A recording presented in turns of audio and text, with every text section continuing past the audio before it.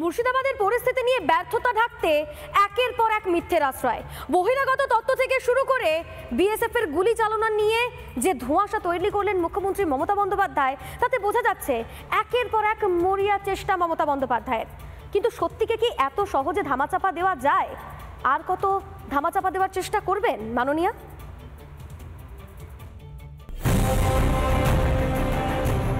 অশান্তির আগুনে পুড়ে ছায় মুর্শিদাবাদের বিভিন্ন এলাকা।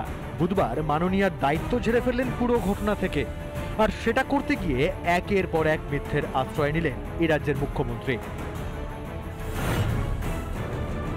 আমার একটাই কোশ্চেন থাকবে হোম মিনিস্ট্রিতে, বিএসএফ কেন অ্যালাউ করলো?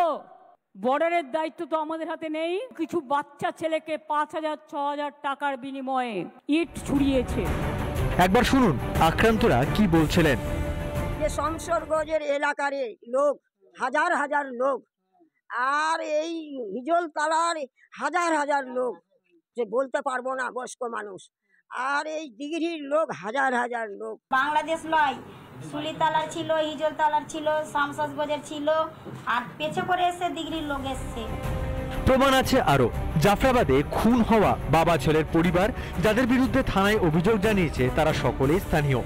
অভিযুক্তদের সেই তালিকায় নাম রয়েছে ইউসুফ শেখ, আকবর শেখ, হজরত আলী, কালু নাদাব, নুরুল শেখ ও আনসার আলীর। এখানেই শেষ নয়, ব্যর্থতা ঢাকতে আরো নিচে নামলেন। ঠিক কি করেছেন বুঝতে গেলে শুনতে হবে দুজনের কথা। প্রথমটা মাননীয়ার, দ্বিতীয়টা রাজ্যের পুলিশ কর্তার। Crowd which was not coming under control, 4 rounds firing was done by police yesterday evening. যেটা কথা বলছি, দুজনের কাছে আমাদের কাছে ইনজুরির খবর আছে। দুজন কিন্তু they are out of danger, they are well off.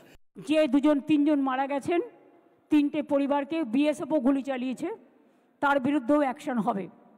আমি আমার চিফ সেক্রেটারিকে বলছি, বিএসএফ যারা গুলি চালিয়েছে, কেন চালিয়েছে, তার তদন্ত রিপোর্ট হওয়া উচিত। প্রথমে রাজধর্ম পালনে ব্যর্থ, তারপর সেই ব্যর্থতাকে ঢাকতে একের পর এক মিথ্যের আশ্রয় নিচ্ছেন মমতা বন্দ্যোপাধ্যায়। কিন্তু সত্যিকে তো আর চেপে রাখা যায় না। এতটুকু কি লজ্জাও নেই মাননীয়ার? রিপাবলিক বাংলা। নানা ধরনের কন্টেন্ট দেখার জন্য লাইক করুন, শেয়ার করুন আমাদের ফেসবুক পেজ, সাবস্ক্রাইব করুন আমাদের ইউটিউব চ্যানেল। পাশাপাশি অন্যান্য ব্রেকিং নিউজের জন্য অবশ্যই চোখ রাখুন রিপাবলিক বাংলায়।